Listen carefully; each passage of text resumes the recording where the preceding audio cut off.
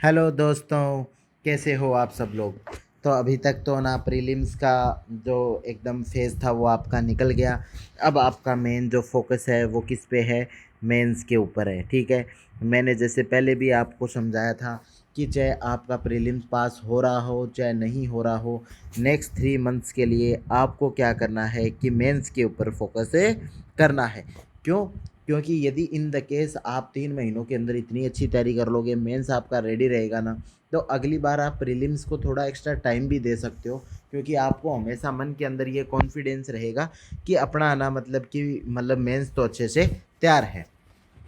ठीक है, फिर आपकी आती है एक आंसर राइटिंग की बात आती है। जिस दिन पेन चलाना स्टार्ट करते हैं ना, तो बड़ी ना दिक्कत आती है। तो मैं भी आप ही जैसा हूँ, तो मैंने भी जब पहले दिन आंसर लिखा था ना, तो मेरे को 20-22 मिनट लगे थे एक उत्तर को लिखने में। और जब चेक कराने गया ना, तो मेरे को ना किसी सीनियर ने 1 नंबर दिया 10 में से। तो मैं इतना गंदा लिख रहा था आंसर। और उसके बाद है ना, मैंने कि इतने अच्छे आंसर लिखे कि जो आरएस के अंदर है ना, कि जीएस के अंदर one of the highest marks थे। और आईएएस के अंदर भी है ना, कि जीएस के अंदर one of the highest marks थे।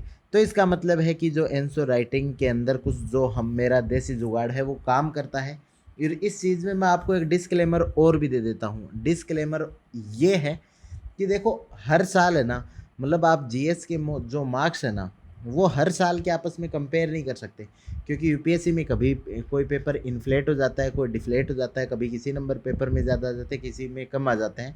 लेकिन उस ईयर के लोगों को आपस में अपन थोड़ा कंपेयर कर सकते हैं। तो उस टाइम पे जो नंबर काफ़ी अच्छे रहे थे और वो अच्छे रहे, उसमें भी एक डिस्क्लेमर और ये है कि जैसे मैं आपको ज़्यादातर लोगों को पता होगा कि मैं हिंदी मीडियम से स्कूलिंग की हुई है। तो इंग्लिश बहुत ज़्यादा हाई क्लास इंग्लिश नहीं है। तो उसकी वजह से मान लो कि 15-20 नंबर तो ऑलरेडी कम हो रहे हैं, उसके बाद भी इतने नंबर आ रहे हैं। तो कि कुछ जो देसी अपने टिप्स एंड ट्रिक्स है ना आंसर राइटिंग के, वो काम आते हैं। ठीक है, तो अपन है ना ऐसे 5-7 वीडियोज़ मैं आपके लिए बनाऊंगा आंसर राइटिंग के, जिसमें आपके जितने भी सारे डर है ना, वो सारे के सारे क्या हो जाएंगे, यहाँ से दूर हो जाएंगे। तो आज अपन एक छोटा सा वीडियो बना रहे हैं और इस पर स्टार्ट करते हैं। चलो, तो आंसर राइटिंग की ना प्रॉब्लम क्यों आती है? सर, प्रॉब्लम क्यों आती है? आप सोच के देखो कि आपने पॉलिटी पढ़ ली, आपने हिस्ट्री पढ़ ली, ज्योग्राफी पढ़ ली, आपके पास टैलेंट पूरा है, नॉलेज पूरा है। अब आपको ना लिखने में दिक्कत क्या आ रही है? आपको लिखना भी आता है, लैंग्वेज भी है, फिर भी लिखने में दिक्कत क्या आ रही है? तो इसमें देखो 3 चीज़, एक ये फोर स्टेप प्रोसेस होती है। सबसे पहले आपके पास क्या होता है, एक कंटेंट होता है। ठीक है, उस कंटेंट को आपको क्या करना होता है कि एक एग्ज़ाम सेंट्रिक कंटेंट बनाना होता है। अब जैसे कि मोस्टली अपन जितनी भी किताबें वगैरह पढ़ रहे हैं ना, वो किताबें कितने साल पहले लिखी जा चुकी हैं। तो वो इस तरीके से एक अनशेप्ड फॉर्म में है। उसको एग्ज़ाम सेंट्रिक बनाना बहुत ज़रूरी होता है, अपने कंटेंट को बनाना। अपन जितनी भी कोचिंग वगैरह के कंटेंट पढ़ते हैं, तो सोचो कोचिंग वगैरह के कंटेंट कौन लिख रहा है? वो एक ऐसा एस्पिरेंट लिख रहा है जो कि क्लियर नहीं कर सका, और वो अपनी जॉब के लिए ही काम कर रहा है, तो वो लिख रहा है। तो थोड़ा सा कंटेंट क्या होता है ना, असिस्टेमेटिक होता है। उसको आपको क्या करना होता है, आपको एग्ज़ाम सेंट्रिक बनाना होता है। एग्ज़ाम सेंट्रिक बनाने के बाद एक इम्पोर्टेंट स्टेप आती है, इसमें आपको स्ट्रक्चरिंग करनी पड़ती है। ठीक है, और इस स्ट्रक्चरिंग में क्या होता है ना, आपको कि एकदम जो भी आपका कंटेंट है ना, उसको एकदम सिस्टमेटिक वे के अंदर है ना आपको सेट करना पड़ता है। और जब आप स्ट्रक्चरिंग कर लेते हो, उसके बाद जो लास्ट स्टेज होती है ना, उसको बोलते हैं आंसर राइटिंग। अब जनरली हम क्या गलती करते हैं ना, एज ए एस्पिरेंट हमेशा हम कंटेंट से ना आंसर राइटिंग के ऊपर जाने की कोशिश करते हैं। इसीलिए हमारा जो आंसर लिखा हुआ है ना, वो कि ना टॉपर से आंसर से काफ़ी ज़्यादा अलग दिखता है। तो ये चीज़ अपने को गलती नहीं करनी है। तो फर्स्ट, आज आप ना इस वीडियो को देखने के बाद सबसे पहले आप क्या करोगे, थोड़ा सा जो अपना कंटेंट है उसको एग्ज़ाम सेंट्रिक बना लेना है। ठीक है, एग्ज़ाम सेंट्रिक कंटेंट। और ये जो साइड वाला कंटेंट ना, जो लगता है आपको मेंस के अंदर नहीं पूछा जाएगा, उस कंटेंट को आपको क्या कर देना है, हटा देना है। जैसे ही आप इसको हटाओगे, एग्ज़ाम सेंट्रिक कंटेंट आएगा। इसके आपको कम से कम कितनी बार रटे चढ़ाने हैं? 5 टाइम्स। ठीक है, 5 बार चढ़ाने हैं ना। जैसे ही आपने 5 बार रट्टे चढ़ा दिए ना, तो उसके बाद आपको ना चीज़ें ना याद होना ना बहुत ज़्यादा आसान हो जाएंगी। क्यों? क्यों, और 5 बार मिनिमम चढ़ाने भी जरूरी है। कोई भी चीज़ को ऐसा मत कर जाना कि 1-2 बार ही पढ़ के चले गए, क्योंकि प्रीलिम्स में तो ऑप्शन देख के फिर भी याद आ जाता है, मेंस के अंदर चीज़ें याद नहीं आती और पेपर से बाहर निकलने के बाद ना अफसोस होता है। तो मिनिमम 5 टाइम आपको रिवीजन करना है, उसके बाद ब्रेन स्टॉर्मिंग करके स्ट्रक्चरिंग करना है, फिर राइटिंग करना है। और इस स्ट्रक्चरिंग की नई नई विधि, एकदम नई नई विधि जो आपको गूगल और किसी कोचिंग वोचिंग में नहीं मिलेगी, वो नई नई विधियाँ मैं आपको बताऊँगा, ठीक है। तो ये जो एक स्टेप पूरी प्रोसेस है, आपको पूरी को फॉलो करना है। इसमें आपको ये डाउट आ सकता है सर एग्ज़ाम सेंट्रिक कैसे बनाएं। एग्ज़ाम सेंट्रिक बनाने के लिए आप ना अपने सिलेबस और PYQs को पढ़ो। PYQs से रिलेटेड बात आई है तो मैं आपको बता दूं कि मैं आपके लिए ना जो मैं 2020 वाला पेपर दे के आया था, उसके प्रीवियस जो उसके क्वेश्चंस है ना, मैंने एग्ज़ाम में क्या लिखे होंगे उसको सेम टू सेम रिपीट करने की मैं कोशिश करूँगा। मैं जल्दी ही आपके सामने ना वो लिख के वो आपको ना मतलब कि दे दूंगा, ताकि आप उसमें ये देख सको कि टॉपर ने एग्ज़ाम के अंदर लिखा क्या था। अपने सबसे बड़ी दिक्कत ये है कि अपने को आंसर राइटिंग का स्टैंडर्ड ही नहीं पता कि इस स्टैंडर्ड से ऊपर अपने को क्या है लिखना है। तो इसलिए मैंने पूरी कोशिश की है कि यार जो पेपर के अंदर लिख के आया था ना, उसका 19-20 तो हो ही जाएगा। आप देखो थोड़ा सा ना फैक्ट्स वगैरह कम याद होंगे, थोड़ा सा मतलब कि आप टाइम ज़्यादा लेके लिख रहा हूँ तो थोड़ा सा स्ट्रक्चरिंग बेटर होगी, तो वो थोड़ा 19-20 हो जाएगा। लेकिन ऐसा मान लेना कि उसके 19-20 ही एग्ज़ाम के अंदर लिखा होगा। तो ये दो चीज़ के ऊपर काबू होते ही आपका ना कंटेंट है वो एग्जाम सेंट्रिक हो जाएगा। फिर आपको स्ट्रक्चरिंग करनी है, फिर आंसर राइटिंग की प्रैक्टिस करनी है। तो आंसर राइटिंग की प्रैक्टिस के देसी प्रिंसिपल्स आज से अपन पढ़ेंगे। देसी प्रिंसिपल नंबर 1 जो मैं आज आपको बताऊंगा ना, उसको बोलते हैं सिस्टर कंसेप्ट। क्या बोलते हैं? सिस्टर कंसेप्ट, ठीक है। अब आप गूगल कर लो सिस्टर कंसेप्ट क्या होते हैं। सिस्टर कंसेप्ट नाम की कोई चीज़ नहीं है, ये चीज़ ना मैंने मतलब कि खुद से ना इवॉल्व किया है ये। तो ऐसे ये जो देसी टेक्निक्स हैं, आप देखो बहुत सारे लोग हैं वो ना मतलब जैसे पहले भी वीडियोज़ में बताया था उल्टी पुल्टी बातें करेंगे। तो उल्टी पुल्टी बातें करने वालों का मैं पहले ही एक अपने पिछले वीडियो के अंदर पूरा डिस्क्राइब कर चुका हूँ, देखो ठीक है। तो मेरे लिए ये काम किए थे, 2 एग्ज़ामों के अंदर इतना बढ़िया से काम कर गए। उसके बाद ना लबासना के अंदर भी एक ना मतलब प्रॉब्लम सॉल्विंग का मतलब कि कंपटीशन हुआ था, उसके अंदर भी ना मैंने ये सेम ही मतलब ये कॉन्सेप्ट्स का यूज़ किया था, तो उसमें भी विनर आ गए थे। तो इसका मतलब है ये काम तो कहीं ना कहीं कर रहे हैं। तो इसके बारे में चलो आज ये सिस्टर कंसेप्ट के बारे में मैं बताता हूँ। देखो यूपीएससी का सिलेबस है बड़ा वास्ट, ठीक है। कितना बड़ा सिलेबस है, ऐसा तो पॉसिबल नहीं है कि आप इस पूरे सिलेबस को ना मतलब पढ़ लो, और चलो पढ़ भी लो तो आप पूरा का पूरा सिलेबस तो ना याद नहीं कर सकते।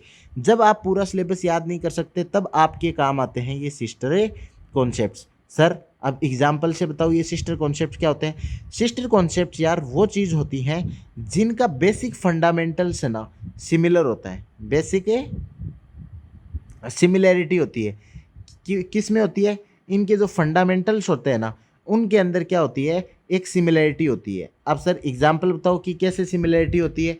ठीक है चलो अपन एक ना एग्जाम्पल से समझते हैं कि कौन कौन से जो मतलब कि टॉपिक्स हो सकते हैं वो सिस्टर कंसेप्ट हो सकते हैं। फिर सिस्टर कंसेप्ट को अपन किस तरीके से मेंस के अंदर यूज कर सकते हैं। ये चीज़ आपने पहली बार सुन रहे होगे, शायद दूसरे मतलब आपने कहीं नहीं सुनी होगी, तो एक बार आपको समझ में नहीं आया ना तो परेशान मत होना।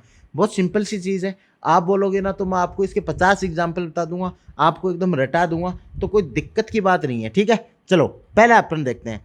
अब देखो कि मानो अभी आपकी एजुकेशन पॉलिसी आई,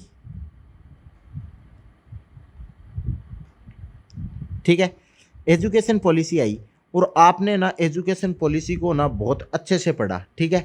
लेकिन एग्ज़ाम के अंदर है ना क्वेश्चन आ गया कि कोविड-19 के बाद है ना जो अपना इंफ्रास्ट्रक्चर है ना बहुत ज़्यादा मतलब कि कॉम्प्रोमाइज़्ड हो गया था। अब किस तरीके से फ्यूचर हेल्थ पॉलिसी होनी चाहिए, ठीक है। अब इसमें क्या होनी चाहिए, हेल्थ पॉलिसी के ऊपर मतलब कि क्वेश्चन आ गया।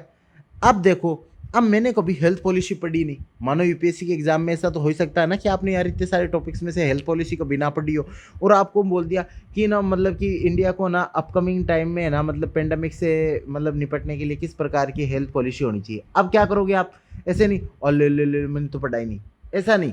जब भी आप देखो कि किसी भी टॉपिक को आपको याद है ना तो हमेशा एक प्रायोरिटी सेट करो। क्या करो, प्रायोरिटी सेट, ठीक है। जैसे सबसे पहले यदि आपको कोई चीज़ याद है ना तो जो याद है उसी चीज़ को आप लिखो।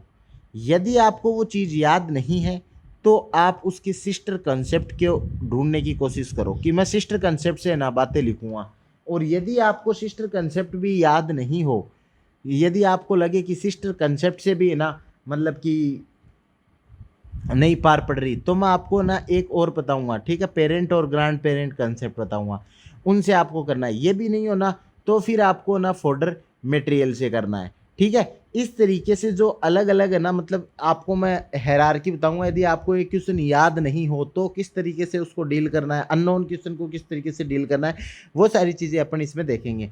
एक चीज़ अभी भी याद आई, फिर कुछ लोग बोलेंगे कि यार आप ना एडमिनिस्ट्रेशन पे ध्यान दिया करो ना, आप इस चीज़ में क्यों? तो देख लो यार एक बार है ना टाइम देख लो इसका, ये टाइम है ना रात के 1:28 हो रखा है, ठीक है। तो ये नहीं बोलेगा कि ना मतलब अल्ले अल्ले ऑफिस वाले काम तो कर ही नहीं रहे हो। और जिसको ऑफिस वाला काम वगैरह देखना हो ना तो यार गंगापुर का ना मतलब मैं गंगापुर में पोस्टेड हूँ अभी बिलवाड़ा के अंदर, और उसका ना न्यूज़पेपर है ना आता है, उस न्यूज़पेपर में देख लिया करो, उसमें सारी डिटेल आती हैं, ठीक है। चलो वो टॉपिक से हट गए थे अपन, वापस आते हैं, ठीक है।